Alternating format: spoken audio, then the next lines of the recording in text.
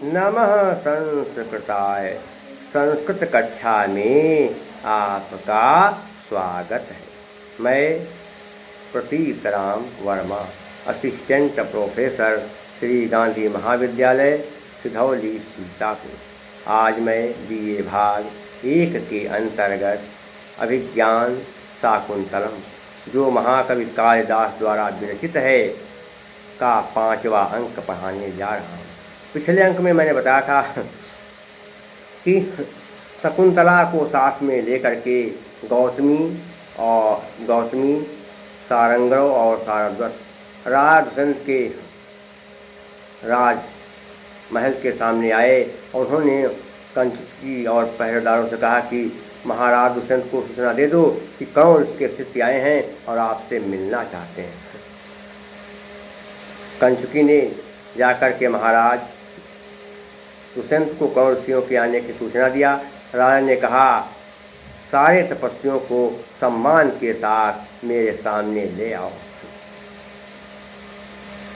कंचुकी सारे तपस्वियों को सम्मान के साथ राजा के पास बुला लाया और जब वहाँ सब लोग आ गए तो सारंगो कहने लगा कि यहाँ पर तो कहते बहुत भारी भीड़ भाड़ है, तो इसको देख कर मुझे कहते ऐसा लगता है कि मानो मैं आग से घिरा हुआ घर देख रहा हूँ, क्योंकि मैं एकांत का रहने वाला हूँ। सारद्वत ने कहा, ये बात तो सही है, मुझे भी कुछ ऐसा ही यहाँ लग रहा है। सारद्वत ने सारंग से कहा कि हे मित्र, कि अभ्यक्तमियो स्नातः शुचिर शुचिम्यो प्रबुद्धैव सूक्तं बद्धम्यो स्वर्गतिर्जनमिः सुखसंगिनमवेमि। अभ्यक्तम का कहते युग है, अभ्यक्तम का कहते तेल लगाए हुए युग कहते मानो है। स्नाता में नहाया हुआ आदमी जैसे तेल लगाए हुए को अपवित्र समझता है। शुचि शुचिम यु, शुचि मैंने कहते हैं अपवित्र, अशुचि मैंने कहते हैं अपवित्र। शुचि ही धन अशुचि, शुरू से विसर्ग कारा बन गया। पवित्र व्यक्ति अशुचि मैंने अपवित्र को, जैसे पवित्र व्यक्ति अपवित्र को समझता है और प्रबुद्ध यु का सूक्तम है यु में जैसे, और जैसे जागा हुआ व्यक्ति सोए हुए को समझता है। जैसे नहाया हुआ व्यक्ति तेल लगाए हुए को समझता है और पवित्र व्यक्ति अपवित्र को समझता है और जागा हुआ सोए हुए को समझता है। बद्धम्यु क्या कहते स्वैरगति, बद्धम क्या कहते क्या हुआ कि बंधा हुआ, यू माने जैसे स्वैरगत स्वच्छंद विचरण करना, जैसे स्वच्छंद विचरण करने वाला व्यक्ति बंधे हुए को देखता है। यह कहती संस्थान क्या कहते सुख संगिनम अवेह, सुख संगिनम माने होता है सुख के संगी। सुख के संगी क्या कहते हैं कि सुखों में आसक्त, सुखों में लीन। अवयम माने समझता हूँ। इस राजभवन में जो लोग हैं वो सांसारिक सुखों में लीन हैं। इस राजभवन के लोग सांसारिक सुखों में लीन हैं। इन लोगों को मैं वैसे समझ रहा, राजमहल के सब लोग सांसारिक सुखों में लीन हैं, इन लोगों को मैं वैसे ही समझ रहा हूँ जैसे नहाया हुआ व्यक्ति तेल लगाए हुए को समझता है, पवित्र व्यक्ति अपवित्र को समझता है, जागा हुआ सोए को समझता है और स्वतंत्र विचरण करने वाला व्यक्ति बंधे हुए को समझता है। ये सारद्वत ने कहा। देखिए कहाँ पर कहते क्या है, एक संध्या आपको बता दें, शुचि ही धन अशुचि सदसोर से उसका कारा बन गया। और इसके अलावा और यहाँ पर कोई विशेष संधि है नहीं। समास क्या होगा, अशुचि का क्या बनेगा, न शुचि, अशुचिम का क्या बनेगा, न शुचिम। स्वैर गति में क्या बनेगा, स्वैरा गति ही यस्य सह बहुब्री समास हो जाएगा। प्रबुद्ध में कट प्रत्यय, सुक्तम में कट प्रत्यय, बद्ध में कट प्रत्यय, ये सब हो गए, प्रत्यय हो गए। और अलंकार कौन सा है,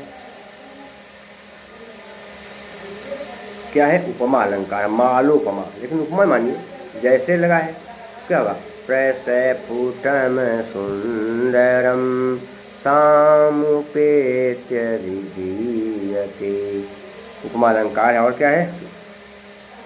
छंद कौन सा है? आर्या छंद है। क्या होता है?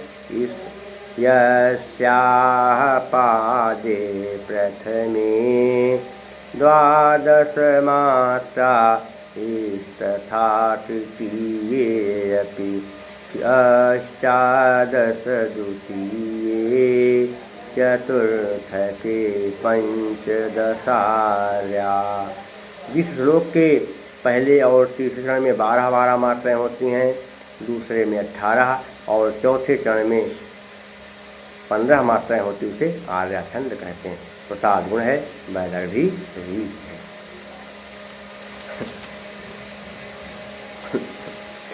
शकुंतला गौतमी से कहने की, अरे दीदी मेरी दाहिनी आँख फड़क रही है, मुझे डर लग रहा है।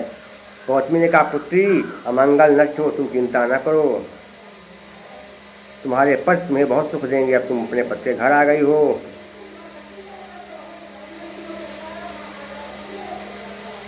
राजा तपस्वियों को प्रणाम करता है।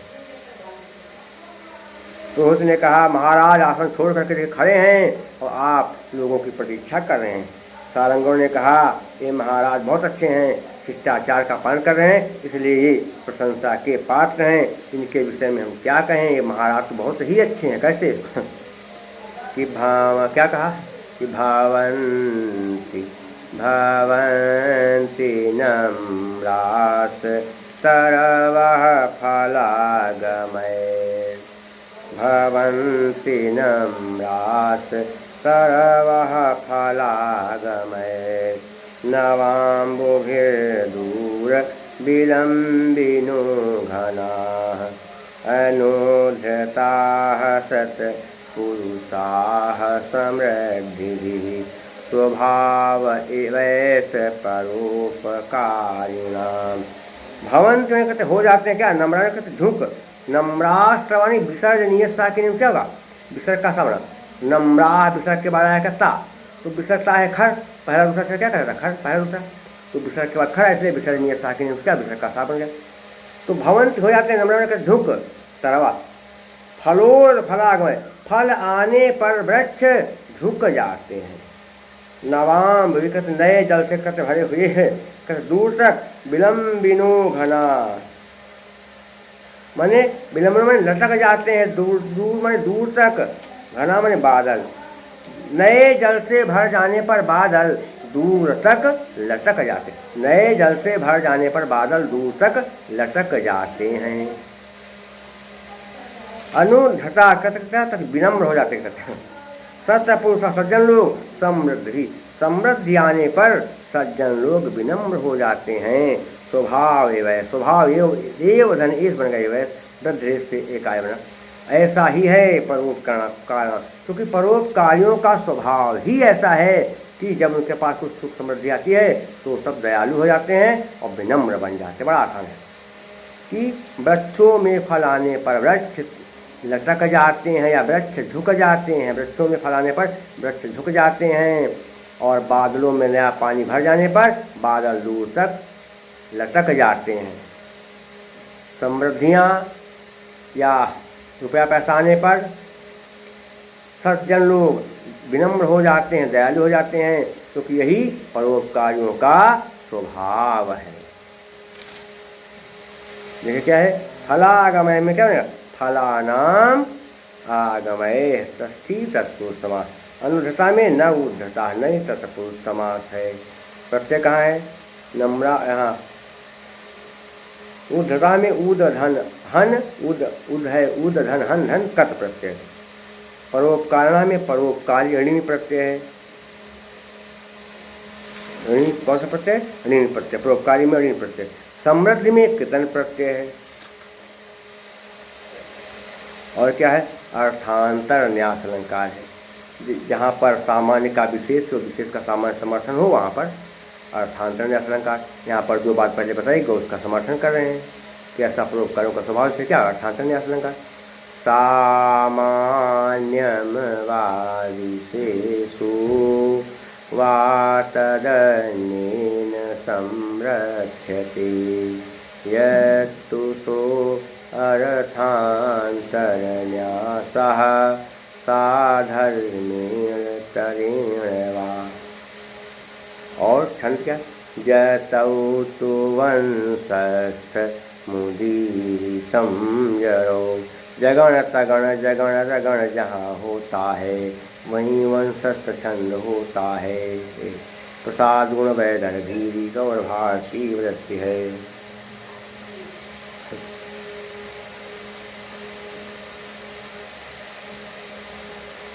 शेरका थी प्रतिहारी। उसने कहा शायद इससे बड़े प्रसन्न दिखाई दे रहे हैं। मैं समझती हूँ ये किसी शांति के लिए ही आए हैं, कोई विशेष बात नहीं, ऐसे मिलने आ गए।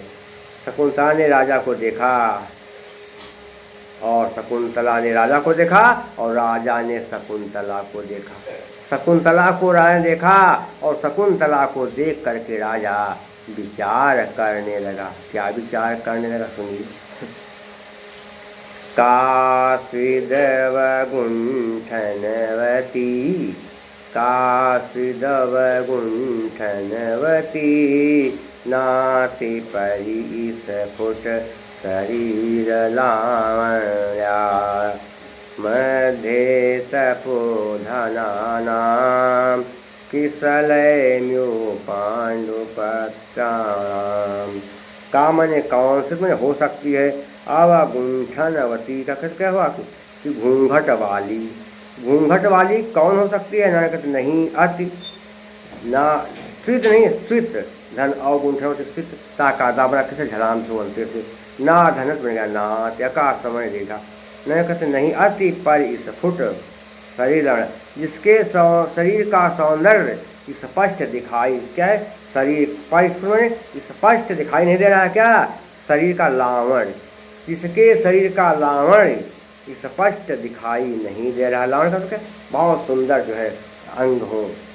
कहा कि घुघराले काले काले काले बाल हों, बढ़िया सुंदर नाक हो, बढ़िया हस्त पुष्ट भरे हुए गाल हों और इसके अलावा चमकते हुए मोतियों जैसे दांत हों, बढ़िया आँखें हों, सब अंग अंग में सुंदरता उसे कहते हैं लावण।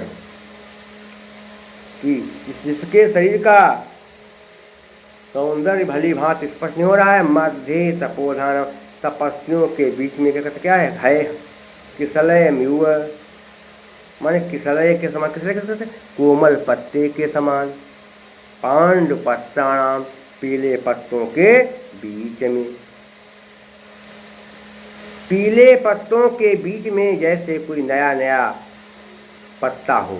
पीले पत्तों के बीच में कोई नया नया कोमल पत्ता हो तो उस कोमल पत्ते का सौंदर्य दिखाई नहीं देता है। जैसे पीले पीले पत्तों के बीच में कोई कोमल पत्ता हो तो उस पत्ते का सौंदर्य दिखाई नहीं देता है। वैसे ही ये जो सामने घूंघट काढ़े हुए है, जो घूंघट काढ़े हुए है, ये है तो बड़ी सुंदर, लेकिन इसका सौंदर्य अभी पूर्णतया दिखाई नहीं दे रहा है। ये घूंघट वाली नवयुवती तपस्वियों के बीच में है, इसलिए इसका पूरा सौंदर्य उसी प्रकार से नहीं दिखाई दे रहा है जैसे पीले पत्तों के बीच में छिपे हुए कोमल पत्ते का सौंदर्य नहीं दिखाई देता ही होगा। देखिए कहाँ पर क्या है। पांडुपत्र कैसा है। पांडु चतत पत्र पत्र बनेगा पांडु चतत पत्रम।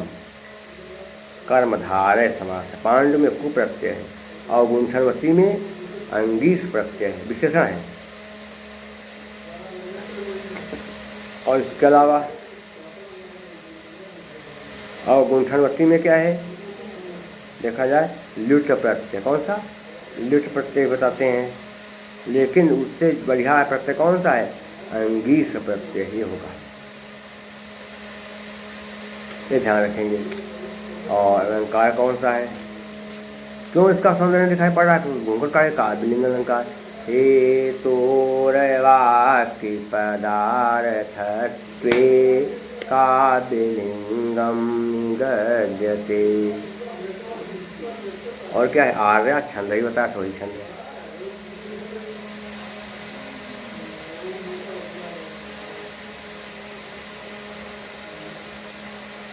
राजा ने सोचा अतिवर्णनीयम पर कलत्रम, पराई स्त्री को ध्यान से देखना अनुचित है।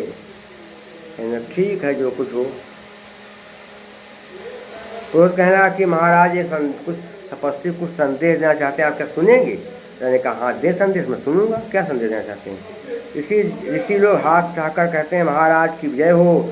राजा ने कहा मैं आप सबका सम्मान करता हूँ, बताइए मैं क्या करूँ?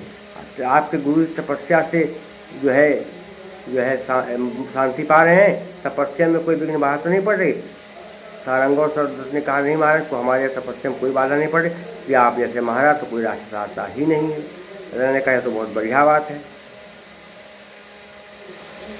राजा ने कहा तपस्वियों से बताइए आप लोगों का जो काम धाम है तपस्या कैसे चल रही है, कोई बाधा तो नहीं है?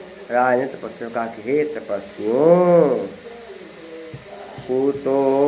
कूतो धर्म क्रिया विघ्नः सताम रक्षितरि त्वयि समस्तपति धर्मांसो कथमाविर्भविष्यति। कुतो नहीं कुतः, कहाँ, धर्म हस्या से क्या विषय कहूँगा ना, और फिर कुटो और फिर में के बाद उसलिए क्या होगा ऊका वो बंगाल गुणा से।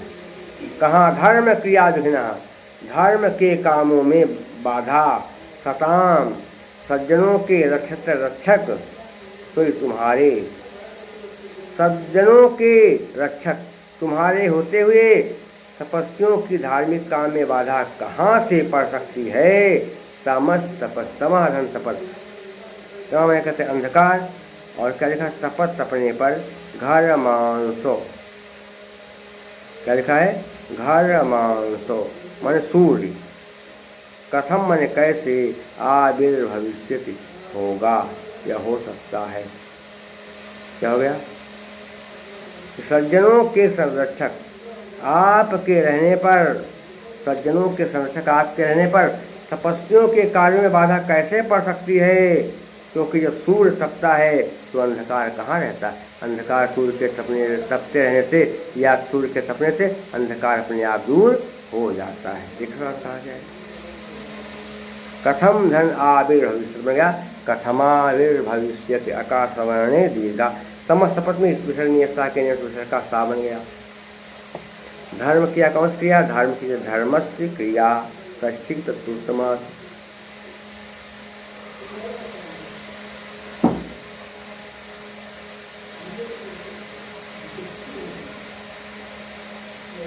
इसके अलावा धर्मांशों में धर्मा अंशवा यस्ति सहा बहुवी समास। और इसके अलावा प्रत्यय कहाँ है देखना है। विघ्ना में कर्त प्रत्यय, रक्षतर में त्रिज प्रत्यय, रक्षिता होता है रक्षिता, तो रक्षितर में त्रिज प्रत्यय। और इसके अलावा कोई विशेष जो है संदेश में, हाँ रक्षिता में, रक्षिता में होता है टाप प्रत्यय, क्या होता है टाप हाँ रक्षिता में त्रिज, रक्षिता में क्या होता है त्रिच प्रत्यय है। रक्षिता में कौन सा प्रत्यय? त्रिच प्रत्यय है। जैसे कुछ भी हो, भोला, नेता, विधाता, तो क्या होगा रक्षिता टाप, त्रिच प्रत्यय होगा कौन सा? त्रिच प्रत्यय हो जाएगा। और प्रत्यय कहाँ देखना है? विघ्ना में कथ प्रत्यय, विघ्ना में कौन सा प्रत्यय? कथ प्रत्यय। और तमा में घई प्रत्यय, कुता में घई प्रत्यय, ये सब प्रत्यय हो जाएंगे। अलंकार कौन सा ध्यान लेंगे?